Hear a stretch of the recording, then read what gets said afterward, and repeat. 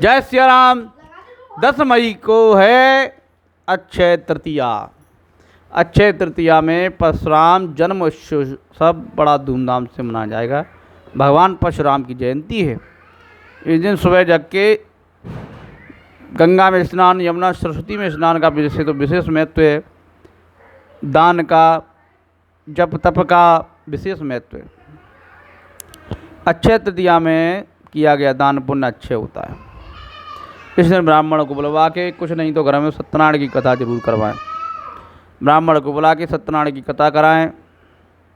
और कथा की पंजीरी बजाने के समय ध्यान रखें कि पंजीरी में अगर 1 किलो आटा ले रहे हो तो 250 ग्राम घी जरूर डालना। आजकल कई लोग इतने लोभ में भगवान की पंजीरी बनाते हैं, आटा गूंज के लाते हैं, पंखे की हवा में वो आटा उड़ने लगता है। इतना लोभ नहीं करना चाहिए। कूलर की हवा में भी रख दो, पंजीरी उड़े नहीं। घी का ऐसा लड्डू बन जाए उसका वजनदार, ऐसे पंजीरी बनाओ बड़े प्रेम भाव से। और पुराने कहते भी हैं कि होए तथा तब करवाओ तथा।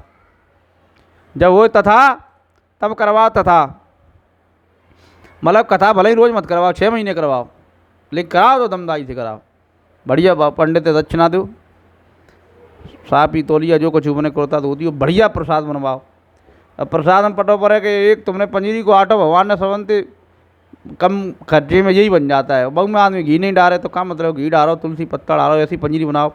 दही दूध पंचामृत से भगवान को नहलाओ, बढ़िया पूजा करो। अक्षय तृतीया में पूजा पाठ का बड़ा महत्व है। गंगा जमुना डुबकी नहीं लगाने जाने पा रहे तो गंगा जमुना की भावना से घर में बाल्टी में पानी लेके बढ़िया नहाओ, तरीके से नहाओ।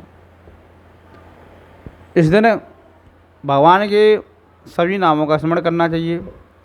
परशुराम जयंती है तो 10 अवतारों की गिनती करती है, तो परशुराम जी का 6वें जन्म का 6वें अवतार का बोलते हैं कि 6वें अवतार में प्रकट हुए श्री परशुराम भगवान की जय। 24 अवतारों की गिनती करते हैं, जिस अवतारों में नारायण जी और शेषनाग बलराम जी की गिनती होती है, कृष्ण जी की होती है। 24 अवतारों में तो भगवान बलराम भी जो शेषनाग के अवतार हैं, तो बलराम भगवान को भी कृष्ण का ही अवतार मानते हैं, भगवान वासुदेव का ही, नारायण का ही अवतार मानते हैं। तो फिर 18 अवतार मानते हैं। 24 अवतारों परशुराम जी का फिर हो जाता तो लोग कंफ्यूज ना हो। 18वें अवतार के में प्रकट हुए भगवान की जय हो। 1920 में शायद कृष्ण भगवान और राम जी का, वो बलराम जी का है। तो मेरे भाइयों, अक्षय तृतीया में परशुराम भगवान का जन्म उत्सव सभी को मनाना है। और ध्यान रखें, भगवान के बारे में ये नहीं सोचना चाहिए कि ब्राह्मण कुल में जन्म लिए तो भगवान पंडितों के है, राम जी हैं क्षत्रिय कुल में जन्म लिए तो राम जी के नहीं, ऐसा नहीं सोचना है। कृष्ण भगवान है तो यदुवंशी है तो यदुवंशी के नहीं, बिल्कुल नहीं। भगवान की कोई जाति नहीं होती है, वो विशेष जातियों में जन्म लिए, सभी जातियों में इसीलिए जन्म लिए। एक नारायण ही सभी जातियों में जन्म लिए हैं। उनको पता है कि कलयुग में मनुष्य ओबीसी, जनरल, एससी और ये पता नहीं कौन कौन सी कैटेगरी में बट जाएगा, तो मुझे भी ये बात नहीं लगेंगे। इसलिए भगवान सभी जातियों में उत्पन्न हुए। यहाँ तक के पशुओं में भी हयग्रीव का अवतार लिया, बड़ा अवतार लिया।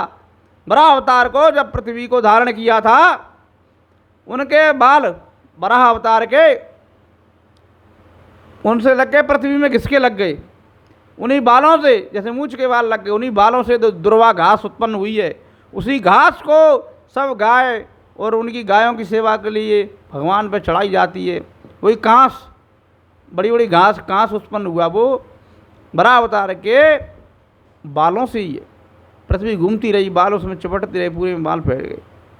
ये बांस और बड़ी बड़ी जो कांस और दुर्वा उत्पन्न हुई, तभी तो हरि के बालों की ही तो दुर्वा है। इसीलिए तो भोले बाबा पर चढ़वाते हैं दुर्वा, तो प्रसन्न होते हैं, बहुत बहुत प्रसन्न होते हैं। पूजा करने का तरीका ये है, बढ़िया थाली लगाएं, फल फूल मिठाई चंदन सब रखे थाली में। हवन करना है तो हवन की लकड़ियाँ, पीपल और आम की लकड़ियाँ इकट्ठी कर लें और पंडित जी से पूरी लिस्ट लिखवा लें। और हमें पूजा करने के लिए बनाना है तो हम विशेष ग्वालियर क्षेत्र में, चंबल क्षेत्र में हमें आप बुला सकती हो। लिंक में मैसेज कर सकें जिसको कथा पूजा करवाना है हम पे, तो अपना नंबर हम उसको कमेंट में दे देंगे, ऐसे नंबर देंगे तो हर कोई लगाने लगेगा। आप मैसेज करना, ग्वालियर, भिंड, मुरैना, चंबल संभाग, यहाँ तक दतिया तक हम पूजा पाठ करने जाते हैं। बड़ी बड़ी भागवत कथा अगर कोई कराता है तो ऑल इंडिया कर देंगे, लेकिन हमारी कथाओं में हमको लाख रुपए दक्षिणा नहीं चाहिए। भागवत कथा हो चाहे सत्यनारायण कथा हो, हम उसी के यहाँ कहते हैं जिस मनुष्य के घर में दारू और शराब का सेवन नहीं होगा। दक्षिणा तुम 10 लाख दोगे, हम नहीं करेंगे आपके यहाँ कथा। आप दक्षिणा 10 रुपये दे देना, लेकिन आपके घर में भक्ति होना चाहिए। आपके घर में दारू, मांस, मदिरा, अंडा आदि का सेवन नहीं होना चाहिए, तो ही हम कथा कहेंगे। क्योंकि भगवान की कथा होंगे वो पंडित जो पैसे की दम पे किब्बा लेते हैं। हम तो भजन की दम पे कहते हैं, जो आदमी भजन कहेगा उसी के घर पे कथा कह देंगे। हमको 10 लाख नहीं चाहिए, हमको हृदय में भगवान चाहिए। वो परब्रह्म परमेश्वर जिसकी सभी संतान हैं, अगर वो आपके हृदय में है तो भले ही आप फटी धोती पहने हो, हमारे लिए पूरे विश्व के सबसे बड़े धनवान आप ही हो।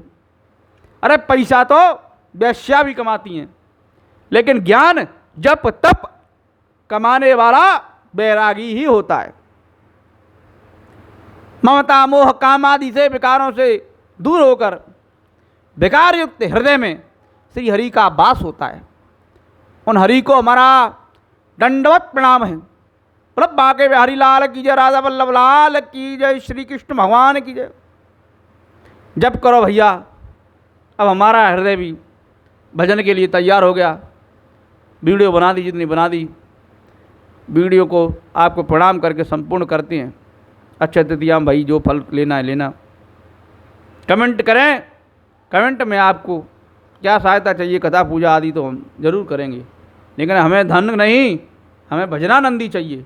भजनानंदी के यहाँ भजन करने में, कथा करने में हमको आनंद आता है। धन की ज़्यादा इच्छा हमको नहीं है, क्योंकि ये तो बेकार है। मेहनत पसीना से जो कमाएंगे कमा लेंगे, नहीं चाहिए सोना चांदी। लेकिन कथा हमको कबाड़ियों के जाने कहना है। कबाड़ी कौन? जो सदा जुआ और सट्टे में लगे रहती हैं। धनवान आदमी अभिमान बस होता है, बड़े बड़े पंडितों को बुला लेते हैं धन के लालच में। जिनका नाम टीवी पे चल रहा होगा उन्हीं को बुलाएंगे। टीवी पे नहीं चल रहा होगा, छोटे मोटे अगल बगल के पंडित उनसे घृणा करते हैं। वो वास्तव में मूर्ख होते हैं। तुम्हारे अगल बगल का ब्राह्मण है ना, उसकी सब तुम्हें पता है, कुल खानदान का है कि नहीं है।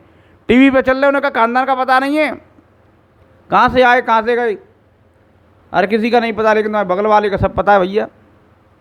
तो अगल पड़ोस का देखो, ब्राह्मण हो ना छट्टा छाँट के, बिल्कुल कबाड़ी नहीं हो, ज्वारी नहीं हो, शराबी हो नहीं हो।